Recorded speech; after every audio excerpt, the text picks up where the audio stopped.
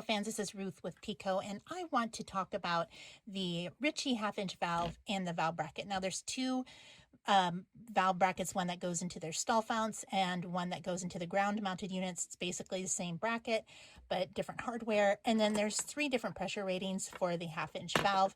This applies to everything. So it doesn't matter which one you have. It's the same principle for all of those pieces. The thing that I want to address, because I'm starting to see an influx of this, and it usually happens this time of year when people are replacing their parts, getting ready for winter, is that these are over tightened in this bracket. Resist that temptation. Resist the temptation to thread it all the way in. I have seen pictures of these where a wrench has been used or other equipment, and that absolutely destroys this valve. And then what can also happen is if you over tighten it, you can eventually crack this valve bracket. And then that causes a leak as well. And you certainly don't want to do that on a new part.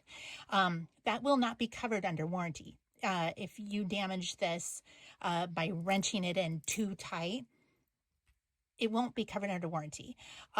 So don't be alarmed if you happen to see some threading here. It doesn't need to be tied up against the top.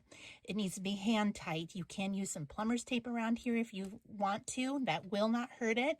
But just resist the temptation to close this gap if it doesn't want to go that far. It's not necessary. So this is essentially what it will look like when it's installed. You'll have this mounted up along the wall, and then this is where the float will attach. But if you have any other questions, let us know. We can be reached at picosupply.com. You can comment below or just visit our website 24 hours a day.